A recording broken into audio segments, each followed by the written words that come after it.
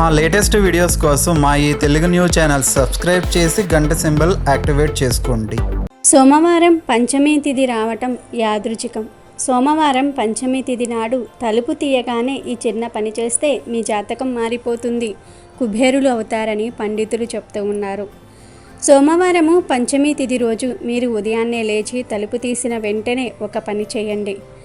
ఈ పని చేయటం వల్ల మీకు అదృష్టం కలుగుతుంది. లక్ష్మీదేవి మీ ఇంటికి ఆకర్షితురాలవుతుంది. అంతేకాదు డబ్బు వరదలాగా మీ ఇంటికి వస్తుంది. మీ జాతకం మారిపోతుంది. మీరు పడుతున్న సమస్యల నుండి బయటపడగలుగుతారు. సోమవారము పంచమి తిథి కలిసి వచ్చిన రోజున ఎవరైతే తలుపు తీయగానే ఈ పని చేస్తారో వారికి మరియు వారి కుటుంబ సభ్యులకు లక్ష్మీదేవి అనుగ్రహం కలుగుతుంది. కుటుంబంలో ఆనందము మరియు శ్రేయస్సు నెలకొంటాయి. కుటుంబంలో జరిగే గొడవలు తగ్గుతాయి. సోమవారం పంచమి తిథి కలిసి వచ్చిన రోజు తలుపు తీయగానే ఏం చెయ్యాలో ఇప్పుడు మనం ఈ వీడియోలో వివరంగా తెలుసుకుందాము. అంతకన్నా ముందు మా వీడియో నచ్చితే లైక్ చేసి షేర్ చేయండి. అలాగే మా ఛానల్ని కూడా సబ్స్క్రైబ్ చేసుకుని మాకు సపోర్ట్ చేయండి. ఇక వీడియోలోకి వస్తే, ఎవరైతే ఆర్థిక పరంగా సమస్యలు ఎదుర్కొంటున్నారో, జాతకం బాగోలేదని చింతిస్తూ ఉన్నారో, ఇంటిలో సమస్యలు పెరిగిపోతూ ఉన్నాయని బాధపడిపోతూ ఉన్నారో, అలాంటి వారు రేపు సోమవారము పంచమి తిథి నాడు తలుపు తీయగానే గుమ్మం దగ్గర ఈ చిన్న పనిని చేయండి. మీ జీవితంలో ఎంత పెద్ద సమస్య ఉన్నా తొలగిపోతుంది. జాతకం మారిపోతుంది. జాతకంలో దోషాలు ఉండటం వల్ల కూడా మీరు ఆర్థిక సమస్యలను ఎదుర్కొంటారు. మనశ్శాంతి కరువవుతుంది. వీటితో పాటు ఆరోగ్య సమస్యలు కూడా పెరిగిపోతాయి. నరదృష్టి, నరఘోష వంటివి పెరగటం వల్ల ఇంటిలో వారికి కూడా కాలం కలిసి రాదు. ఇంటిలో తరచూ గొడవలు జరుగుతూ ఉంటే లక్ష్మీదేవి ఇంటిలో ఉండదు. లక్ష్మీదేవి ఇల్లు వదిలి వెళ్ళిపోతుంది. దీని కారణంగా ఆర్థిక సమస్యలు, ఇతర సమస్యలు పెరిగిపోతాయి. లక్ష్మీదేవి మీ ఇంటిలో ఎల్లప్పుడూ స్థిరంగా ఉండాలంటే, కుటుంబంలో ఎలాంటి సమస్యలు రాకుండా ఉండాలంటే రేపు పంచమి తిథి రోజు ఈ పనిని చేయండి. ఉదయం తలుపులు తీసిన వెంటనే ఈ పనిని చేయండి చాలు. ఇక మీకు తిరుగులేని అదృష్టం పడుతుంది. మరి పంచమి తిథి రోజు తలుపు తీయగానే ఏం చేయాలో తెలుసుకునే ముందు, సప్త ఋషులలో ఒకడైన గౌతమునికి సంబంధించిన కథను విందాం. ఈ కథ ప్రేమే త్యాగానికి మూలం అనే సత్యాన్ని తెలియజేస్తుంది.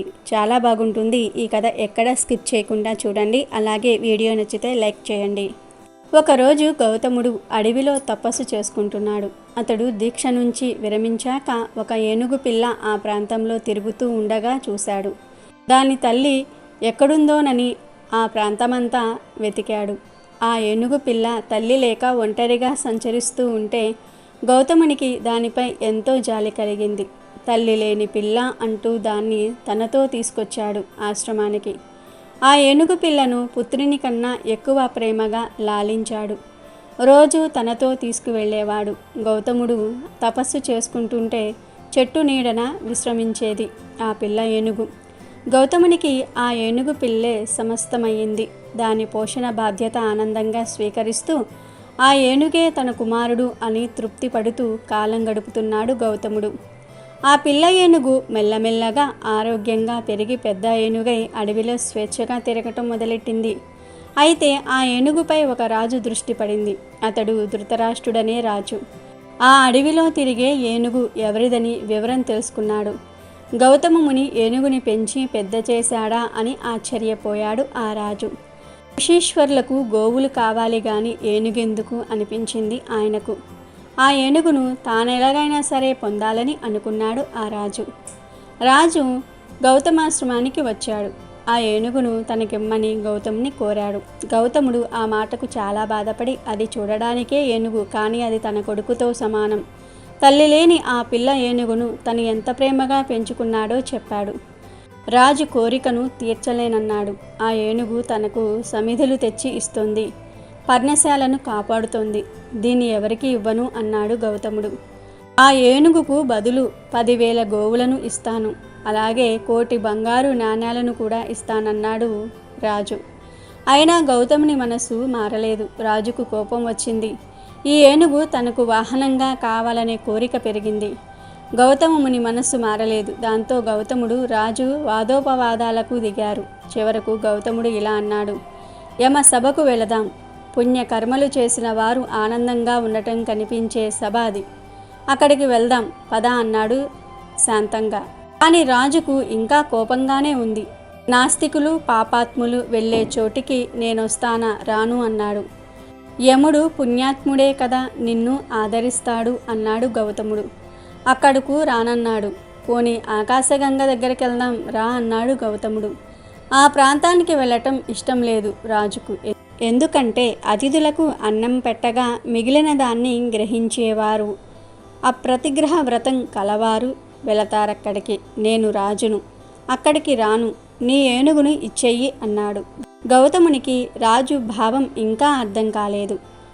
పోనీ మేరుపర్వత ప్రాంతానికి వెళ్దాం, అక్కడ ఏనుగునిస్తాను అన్నాడు. అది సత్యం, దయ మొదలైన సద్గుణాలున్న మహర్షులు ఉండే చోటు.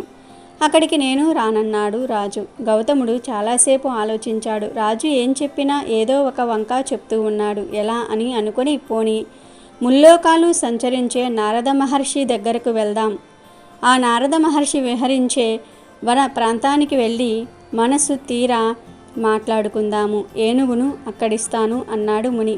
రాజు తల అడ్డంగా తిప్పాడు. ఆ ప్రాంతం సంగీత నృత్యాలతో నిండి ఆనందంగా ఉంటుంది. వాళ్ళు వెళ్ళే చోటుకు ఒక రాజును నేను వస్తానా అన్నాడు. ఉత్తర దిక్కు భూములు చాలా బాగుంటాయి. అక్కడ ప్రాంతం అంతా దేవతల భూమిలా ఉంటుంది. ఆ ప్రాంతం అన్ని కోరికలను తీరుస్తుంది. అక్కడకు వెళ్దాం, నా ఏనుగును అక్కడ నీకిస్తాను అన్నాడు గౌతముడు. అది కామ హింసారతులు వెళ్ళే చోటు, నేనా వెళ్ళేది అన్నాడు కోపంగా. గౌతమునికి ఏం చేయాలో అర్థం కావటం లేదు. చంద్రలోకానికి వెళ్దాం అన్నాడు ఎంతో ఉత్సాహంగా. అక్కడికి దాతలు వెళ్తారు, రానన్నాడు రాజు. పోనీ సూర్యలోకానికి, రాను, ఉపస్వాధ్యాపరులు వెళ్ళే చోటది, ఇంద్రుని దగ్గరికి వెళ్దాం, మనుషులందరూ ఇంద్రలోకానికి వెళ్ళాలని కోరుకుంటారు కదా అన్నాడు. ఇది విని రాజు, ఆ ఇంద్రలోకానికి 100 యజ్ఞాలు చేసేవారు వెళతారు, నేను అక్కడికి రాను అన్నాడు. గోలోకానికి వెళదామా అంటే అది గోదాన పరులకు, బ్రహ్మచర్య దీక్షా పరులకు తగిన చోటు, తీర్థయాత్రా పరులకు లభించే చోటు అది, అక్కడికి రాను అన్నాడు రాజు. గౌతముడు చివరిగా బ్రహ్మలోకం వెళదాం, అక్కడ ఏనుగును నీకిచ్చేస్తా అన్నాడు. దానికి రాజు ముఖం విప్పారలేదు. ఆధ్యాత్మ పరులైన నిస్సంగులైన వారు వెళ్ళే చోటు, నాకెలా సాధ్యం, ఏనుగుని ఇచ్చేయి, దాన్ని అలంకరించి వాహనంగా ఉపయోగించుకుంటాను అన్నాడు రాజు. ఆ మాటలకు ముని రాజు వంక తదేకంగా చూశాడు. ఇతడు నిజంగా రాజేనా, తన ఏనుగును కోరి వచ్చిన రాజా ఇతను? గౌతముడు మళ్ళీ రాజు ముఖంలోనికి కళ్ళల్లోకి చూశాడు. ఇతడు ధృతరాష్ట్ర మహారాజునని పేరు చెప్పుకున్నాడంతే, ఇతడు సామాన్యమైన రాజు కాదు అని గౌతముని మనస్సు చెప్పింది. దేవేంద్రుడవు నీవు, అన్ని లోకాలలోనూ తిరగగలవు కదా, నీకు ఏ ఆటంకం ఉండదు కదా అన్నాడు మళ్ళీ ఆ రాజును తదేక దీక్షతో చూస్తూ. ఏనుగు ఆ పక్కనే ఉంది, దాని వంక చూశాడు రాజు. దేవేంద్రుడు గౌతమునికి సాక్షాత్కరించాడు. ఈరోజు నా భాగ్యం పండింది. ఈ మాతాంగ నిమిత్తంగా ఋషీశ్వరుడువైన నీతో ఇంత సమయం సంవాదం చేశాను. మీరేదైనా కోరుకోండి, తీరుస్తాను అన్నాడు దేవేంద్రుడు. గౌతముని కళ్ళు చెమ్మగిల్లాయి. ఇంతవరకు తను సంభాషించింది ఇంద్రుడితోనా? నా పుత్రుడైన ఈ ఏనుగును వదిలి నేను ఉండలేను, దాన్ని వదిలివెయ్యండి అని కోరాడు గౌతముడు. ఇంద్రుడికి ఎంతో సంతోషం కలిగింది. ఈ ఏనుగును నీ నుండి వేరు చేయను, నన్ను ఎవరూ గుర్తించరు, కానీ నీవు నన్ను ఇంద్రునిగా గుర్తించావు. నీవు మహర్షివి, మహాత్ముడివి, నిన్ను నీ ఏనుగును కూడా నీతో పాటు స్వర్గానికి తీసుకువెళ్తాను అన్నాడు గౌతముడు. గౌతముడు ఇంద్రునికి నమస్కరించాడు. ఏనుగు ఆనందంతో దాని చిన్న కళ్ళను అటూ ఇటూ తిప్పింది. ఈ కథ ద్వారా ఎన్నెన్ని లోకాలున్నాయో తెలిసింది. పైగా మునీశ్వరుడు మరేమీ కోరుకోకుండా ఏనుగును తనతో ఉండనీయమనడం వల్ల ఆ ముని నిష్కళంక ప్రేమ తెలిసింది. త్యాగానికి ప్రేమే కారణమని మనకు అవగతమవుతుంది. ఇక వీడియోలోకి వస్తే, రేపు పంచమి తిథి నాడు నిద్రలేచిన వెంటనే ఇంటిని శుభ్రం చేసి ముఖము కడుక్కొని గుమ్మాన్ని కూడా శుభ్రం చేసి గుమ్మానికి పసుపు రాసి బొట్లు పెట్టి అలంకరించండి. ఆ తర్వాత 2 ప్లేట్లు తీసుకోండి లేదా 2 ప్రమిదలు తీసుకోండి. వాటిని గుమ్మానికి 2 వైపులా పెట్టండి. ఇప్పుడు ఆ ప్లేట్లో గల్లులుప్పును వేయండి. ఒక నిమ్మకాయను కూడా తీసుకోండి. ఆ నిమ్మకాయను 2 భాగాలుగా కట్ చేసి ఉప్పుపై పెట్టండి. ఇప్పుడు ఆ 2 నిమ్మకాయలపై ముద్ద కర్పూరాన్ని కూడా పెట్టి కాల్చండి. కాల్చే ముందు మీకు ఉన్న సమస్య గురించి చెప్పుకోండి. మీ ఇష్టదైవాన్ని తలుచుకొని మీ సంకల్పం చెప్పుకొని నిమ్మకాయపై పెట్టిన కర్పూరాన్ని కాల్చండి. నిమ్మకాయ మరియు ఉప్పు మీ ఇంటిలోని నెగిటివ్ ఎనర్జీని తరిమివేస్తుంది. మీ జీవితంలో మరియు మీ కుటుంబంలో ఉన్న సమస్యలను తొలగిస్తాయి. ఈ రెండిటికి పరిహార శాస్త్రంలో మంచి గుర్తింపు ఉంది. ఇక అది పూర్తిగా కాలిపోయిన తర్వాత వాటిని తీసి బయట ఎవ్వరూ తిరగని ప్రదేశంలో పడవేయండి. ఈ పరిహారం చీకటితో అంటే సూర్యోదయం కాకముందే చేయాలి. చాలా రహస్యంగా చేయాలి. పంచమి తిథి నాడు ఇలా తలుపు తీసిన వెంటనే వీటిని గుమ్మం వద్ద కాల్చటం వల్ల రాత్రిపూట ఏదైతే నెగిటివ్ ఎనర్జీ మీ ఇంట్లోకి చేరుతుందో అది వెళ్ళిపోతుంది. గందరగోళంగా ఉన్న ఇంటి వాతావరణం ప్రశాంతంగా మారుతుంది. వీటిని కాల్చటం వల్ల మీ ఇంటిలో ఉన్న దరిద్ర దేవత బయటకు వెళ్ళిపోతుంది. మీ ఇంటిపై ఉన్న ఏడుపులు కూడా తొలగిపోతాయి. లక్ష్మీదేవి అనుగ్రహం కలుగుతుంది. మరి ప్రతి ఒక్కరూ పంచమి తిథి నాడు తలుపు తీయగానే ఈ పని చేసి అదృష్టాన్ని ఐశ్వర్యాన్ని సొంతం చేసుకుని ఆనందంగా జీవించండి. సోమవారము పంచమి తిథి కలిసి వచ్చిన రోజున ఎవరైతే తలుపు తీయగానే ఈ పని చేస్తారో వారికి మరియు వారి కుటుంబ సభ్యులకు లక్ష్మీదేవి అనుగ్రహం కలుగుతుంది. కుటుంబంలో ఆనందము మరియు శ్రేయస్సు నెలకొంటాయి. కుటుంబంలో జరిగే గొడవలు తగ్గుతాయి. రేపు పంచమి చాలా పవిత్రమైన రోజు, అదృష్టాన్ని తెచ్చిపెట్టే రోజు. ఈ రోజు రాత్రి 12 లోపు రహస్యంగా పిడికెడు అన్నంతో ఇలా చేయండి చాలు. కష్టాలు కన్నీళ్లు పోతాయి. బంగారం కొంటూనే ఉంటారు. కోరిందల్లా కొనుక్కునే అవకాశం వస్తుంది. అంతేకాదు పంచమి రోజు అన్నంతో ఈ పరిహారం చేయటం వలన తాకట్టులో ఉన్న బంగారాన్ని విడిపించుకునే శక్తి మీకు వస్తుంది. మన భారతీయులు అన్నం లేకుండా అస్సలు బ్రతకలేరు. మనం తీసుకునే ఆహారం శరీరం సక్రమంగా పనిచేయడానికి అవసరమైన శక్తిని అందిస్తూ ఇంధనంలాగా పనిచేస్తూ ఉంటుంది. అయితే ఆధునిక జీవన శైలి కారణంగా మనం ఏ ఆహారం తీసుకుంటున్నామో నియంత్రణ లేకుండా పోయింది. మన శరీరం ఒక యంత్రం లాంటిది. ఇంధనం లేకపోతే యంత్రం ఎలా అయితే పనిచేయదో అలా మన శరీరం కూడా ఆహారం తినకపోతే లేదా ఆహారం లేకపోతే పనిచేయదు. కొన్ని పదార్థాలను తింటే ఎలాంటి హాని ఉండదని అనిపించవచ్చు, కానీ కొన్నిటి విషయంలో ఏమాత్రం అజాగ్రత్తగా వ్యవహరించినా అనేక ఆరోగ్య సమస్యలకు దారితీయవచ్చు.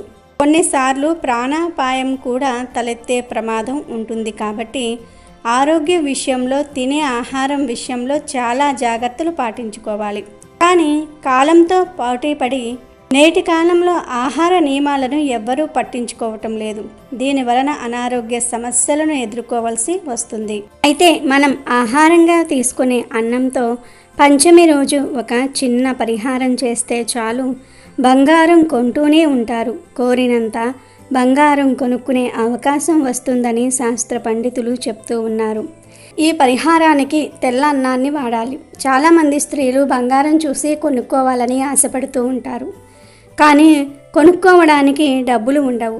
ఇలా బంగారం కొనుక్కోవాలని ఆశపడేవారు నెలలో 2 సార్లు పంచమి తిథి రోజు ఈ చిన్న పరిహారం చేసుకుంటే ఖచ్చితంగా బంగారం కొనుక్కునే స్తోమత వస్తుందని పండితులు చెప్తూ ఉన్నారు. అసలు ఏం చేయాలి అంటే ఏమీ లేదు. పంచమి రోజు చక్కగా 2 ముద్దల అన్నాన్ని తీసుకొని రౌండ్గా ముద్దల్లాగా చుట్టండి. తర్వాత ఈ 2 ముద్దలను ఒక ప్లేట్లో వేసి పెట్టండి. కొంచెం పసుపుని కొంచెం కుంకుమను ఆ అన్నం ముద్దల మీద చల్లండి. చల్లిన తర్వాత ఈ అన్నం ముద్దలకు మీ కోరికను చెప్పుకోండి. నాకు బంగారం కొనుక్కోవాలని ఉంది, బంగారాన్ని తాకట్టు నుండి విడిపించాలని ఉంది, కానీ నా దగ్గర అంత శక్తి లేదు. నువ్వే ఎలా అయినా సరే మా కోరికలను నెరవేర్చాలి స్వామి అని సంకల్పం చెప్పుకోండి. అలా సంకల్పం చెప్పుకున్న తర్వాత ఈ అన్నం ముద్దలను ఇంటి బయటకు తెచ్చి మీ ఇంటి యజమానిని బయటకు అంటే మెయిన్ డోర్ బయటకు రమ్మని పిలిచి ఆ యజమానికి దిష్టి తీయండి. 3 సార్లు సవ్య దిశలో 3 సార్లు అపసవ్య దిశలో దిష్టి తీయండి. అలా తిప్పిన తర్వాత ఈ అన్నం ముద్దలను తీసుకుని వెళ్ళి ఎక్కడైనా సరే 2-3 రోడ్లు కలిసే చోట పడేయండి. పడేసి వెనక్కి తిరిగి ఇంటికి వచ్చేయండి. ఆ ప్లేసుకు మీ ఇంట్లో ఎవ్వరూ కూడా 24 గంటల పాటు వెళ్ళకూడదు. రాత్రి 12 లోపు ఎప్పుడైనా సరే ఈ పరిహారాన్ని చేసుకోవచ్చు. ఇలా నెలకు 2 సార్లు 2 పంచములు మొత్తం 6 నెలలు ఈ పరిహారం చేస్తే మీరు బంగారం కొనడానికి కావలసినంత డబ్బు వస్తుంది. ఖచ్చితంగా బంగారం కొంటారు. కాబట్టి ప్రతి ఒక్కరూ కూడా రేపు పంచమి రోజు 2 అన్నం ముద్దలతో ఈ చిన్న పరిహారాన్ని చేసి బంగారాన్ని కొనుక్కొని ఆనందంగా జీవించండి. అమెజాన్లో బెస్ట్ డిస్కౌంట్స్ కోసం వీడియో డిస్క్రిప్షన్లో లింకు ఉంది, చూడండి. అలాగే మా టెలిగ్రామ్ ఛానల్ సబ్స్క్రైబ్ చేసుకోండి.